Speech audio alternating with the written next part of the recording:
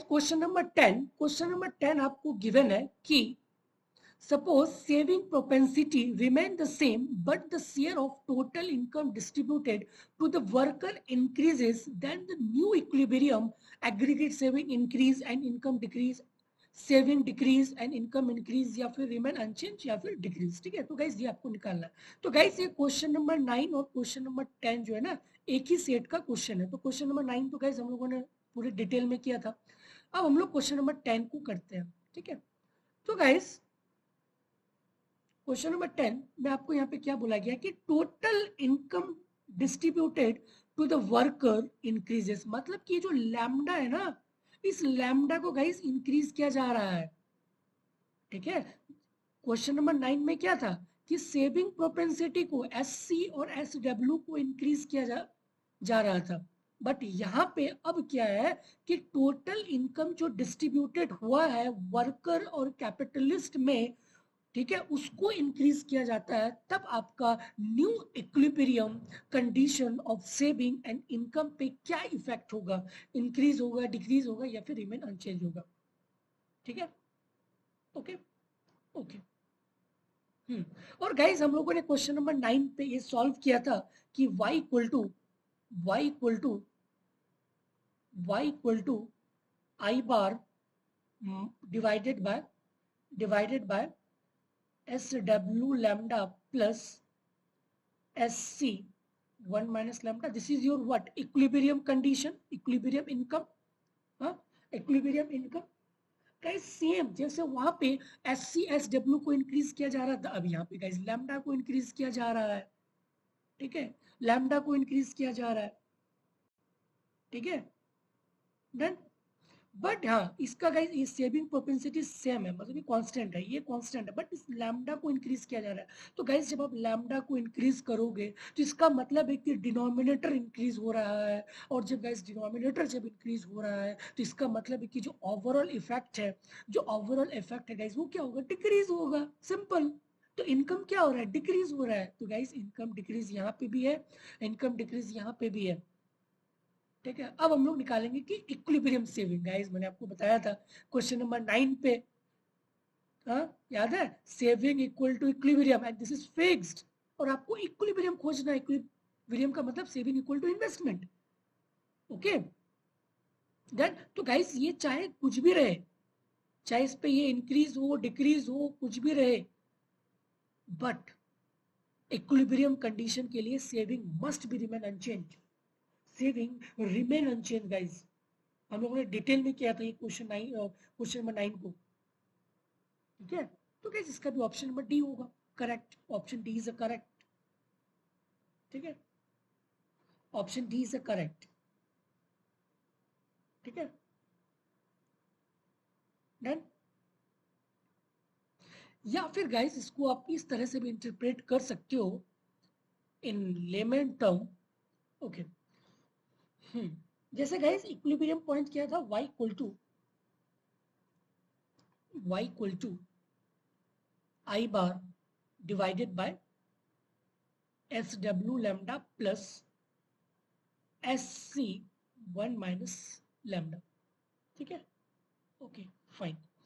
अब क्या है कि लैम्डा को इंक्रीज किया जा रहा है, तो गाइस जब लैम्डा इंक्रीज होगा तो ये पूरा टर्म क्या होगा, इंक्रीज होगा।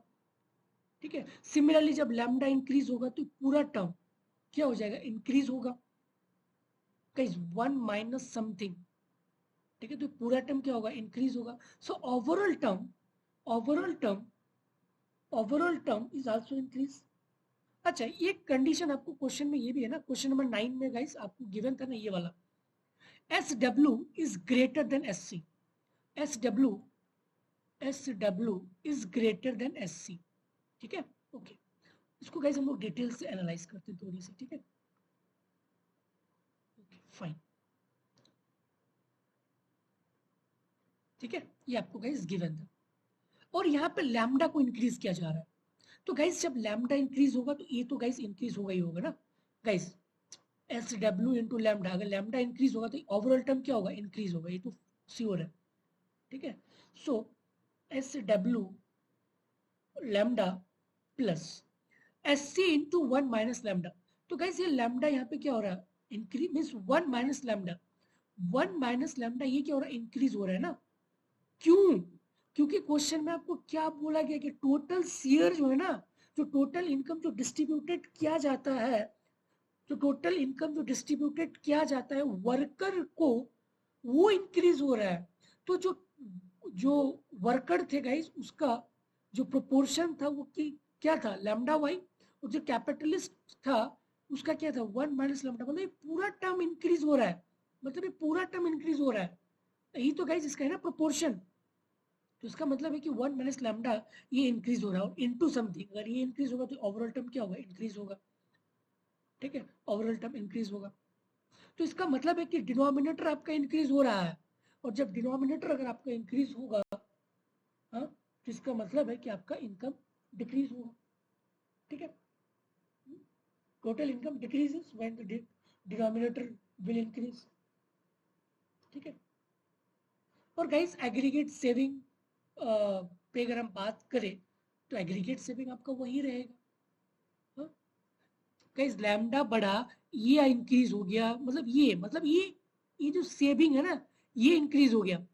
तो हमें पता है कि अगर चाहे ये इंक्रीज हो या डिक्रीज हो, बट हमें इक्विलिब्रियम पॉइंट निकालना है। और जब इक्विलिब्रियम पॉइंट की बात होगी तो saving must remain unchange equal to the autonomous investment. That's it. ठीक है, so the correct answer is guys D. The correct answer is D. Aggregate saving remain unchanged and the income decreases. And the income decreases. That's it guys. कोई doubt इसमें नहीं होना चाहिए, इसमें कुछ भी नहीं है। ठीक है, आपको इक्विलिब्रियम पॉइंट निकालना है। तो सेविंग क्या होगा, equilibrium point, saving equal to investment, but guys investment fixed है और सेविंग चेंज हो रही है, बट हमें इक्विलिब्रियम पॉइंट निकालना है। तो सेविंग को रिमेन अनचेंज होना पड़ेगा, क्योंकि मेरा आई डैश जो है, आई बार फिक्स्ड है। That's it. और इनकम डिक्रीज होगा, क्यों? क्योंकि जब हम लैम्डा को बढ़ाएंगे, ठीक है, लैम्डा को गाइस जब हम बढ़ाएंगे तो एस डब्ल्यू इंटू लैम्डा वो भी इंक्रीज होगा। सिमिलरली एस सी इंटू 1 माइनस लैम्डा ये भी इंक्रीज होगा।